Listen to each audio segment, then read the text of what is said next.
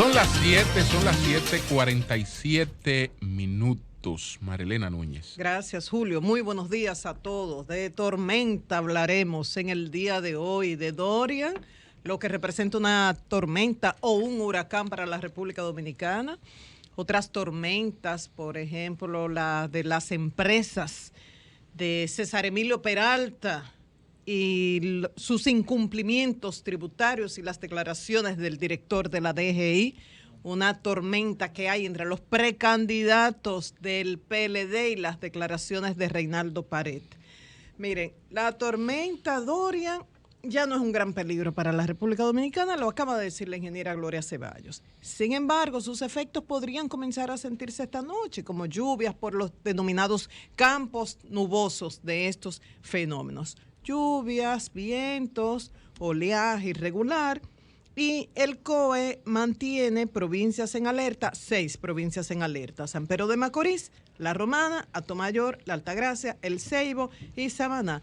Los vientos máximos sostenidos de este fenómeno de Dorian son de 85 kilómetros por hora y podrían acumularse hasta 4 pulgadas de agua. Aquí lo que hay es que prevención, mantenerse alerta sobre esto. Ahora bien, como septiembre es el mes más activo de la temporada ciclónica nuestra, que termina el 30 de noviembre, hay que recordar a las nuevas generaciones lo que representa un huracán, lo que ha representado para nuestro país. Y no solamente por el fenómeno natural, sino también por errores humanos, graves errores de funcionarios que no han pagado las consecuencias, ellos que no fueron sancionados. Sin embargo, muchas familias pagaron con el precio de las muertes de integrantes de estos núcleos por esos errores cometidos.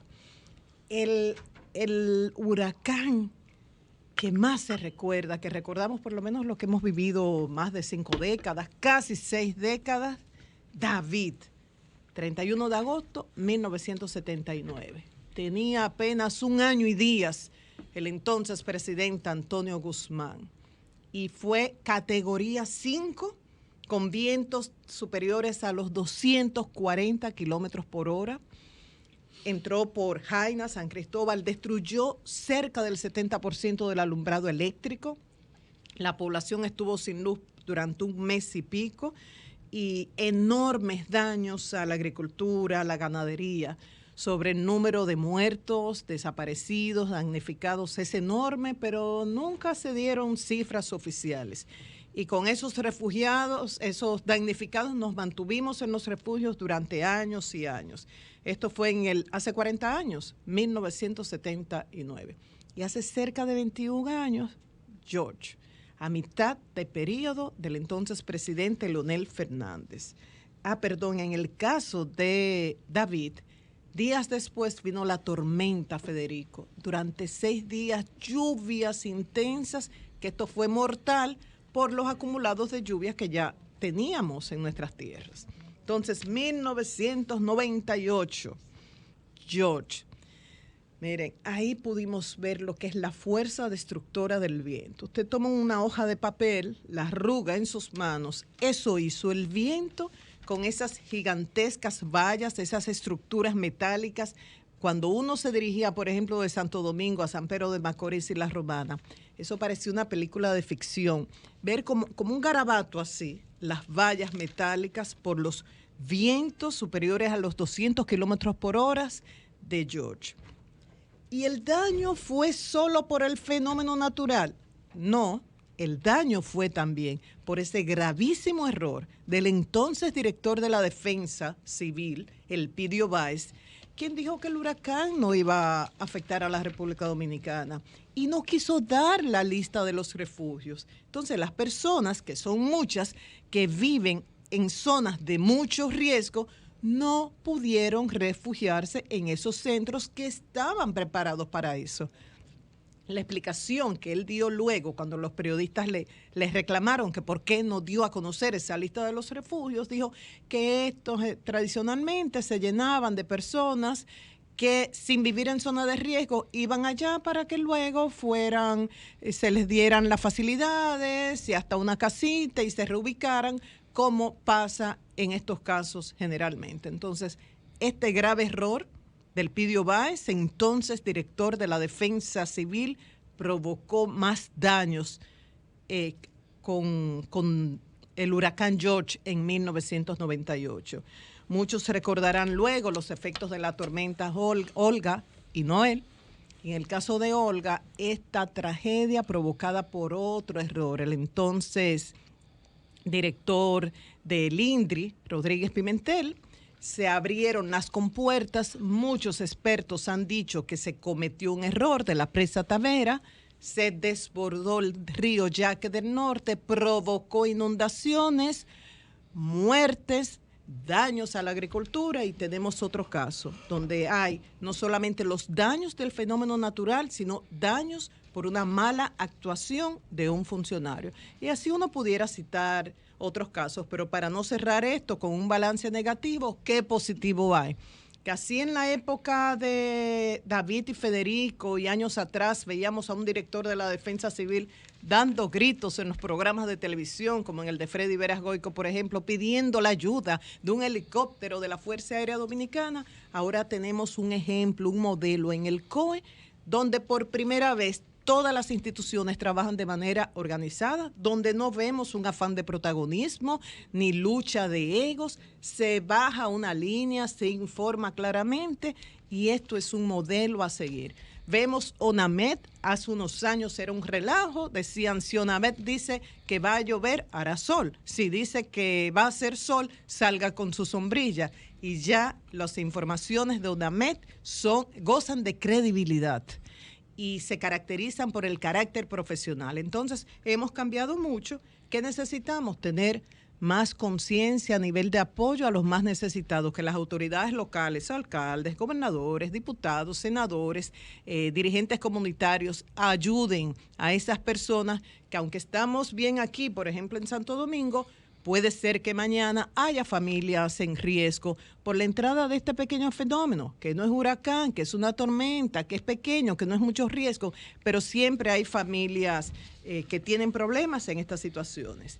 Miren, dice el director de la DGI, Magín Díaz, que la institución hizo todo lo que tenía que hacer, lo que establece el Código Tributario con relación a las empresas de César Emilio Peralta, y que hubo notificación, multas, auditorías internas y externas, cierre en algunos casos, hizo todo lo que podía hacer.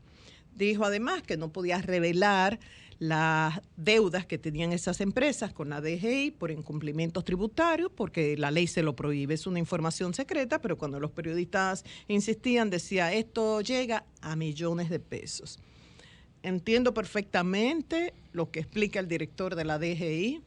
Hace unos días, y lo mantengo, destaqué la eficiencia, la transparencia que ha caracterizado su gestión al frente de esa institución, y además debo agregar que resulta irritante cuántas pequeñas empresas han tenido muchos problemas por un simple incumplimiento, cómo pagan el precio de esa eficiencia de la DGI, pero con mucho sacrificio.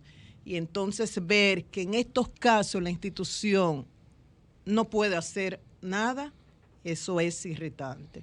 Al igual que con relación a lo de Odebrecht, recuerdo la pregunta que le hicieron en la Cámara Americana de Comercio, si esas personas que recibieron millones por asesorías siendo funcionarios, si estaban al día, y él decía, bueno, en caso de que haya incumplimiento, haremos el trámite correspondiente, pero él mismo reconoció, en algunos casos no hay manera de detectar este pago. Si se hace offshore, si esto se ha producido años atrás, él reconoció que no siempre se puede. Y esto resulta irritante. Y otra tormentita que hay es entre los que viene desde hace días, pero se mantiene, entre los precandidatos del PLD. Y uno se pregunta, ¿lograrán la unidad? Esta unidad que ellos dicen, bueno, se van a medir, el que resulte con mayor puntuación, todos van a apoyar a ese. Los ciudadanos en general, ¿qué quieren? Que cada partido saque sus mejores hombres como candidatos y que al final la población en general elija al mejor para que vaya a Palacio a dirigirnos durante los próximos 4 años. Pero internamente es una lucha, las primarias de octubre, entre el grupo de Leonel Fernández y el grupo de Danilo Medina. Ahí se medirá quién tiene más fuerza. ¿Cómo va a poder ganar el grupo de Danilo Medina esas primarias de octubre con estas heridas que hay ahora? ¿Qué dijo Reinaldo Pared? Reinaldo Pared dice que no acusa directamente a Gonzalo Castillo, pero que hombres, personas, hombres y mujeres del grupo, del equipo político de Gonzalo Castillo son los responsables de la campaña sucia que se ha lanzado en su contra. Esto es muy grave. Y él habla también de un desequilibrio financiero, de eso han hablado varios, y si a esto uno le une, le agrega, o sea, la campaña sucia, que es la denuncia que hace Reinaldo Pared, desequilibrio financiero, de lo que muchos han hablado, uso de recursos del Estado, desde el asfalto del Ministerio de Obras Públicas, vehículos del Ministerio de Medio Ambiente para trasladar a personas que van a las actividades de Gonzalo Castillo. Entonces, de resultar el ganador en las encuestas, esto es un escenario, ¿apoyarán los demás a Gonzalo Castillo en las primarias de octubre? ¿Cómo sanar estas heridas provocadas por estos problemas que los han denunciado? Él calificó de tensa esa reunión entre los precandidatos de la semana pasada. Así lo han hecho los demás, una reunión muy tensa. Entonces, esa unión está garantizada. Se ven disturbios entre los precandidatos a Maurice del PLD y yo creo que está en juego lo que va a pasar en las primarias si no hay tantas garantías de mantener la unidad entre los precandidatos danilistas. Cambio fuera.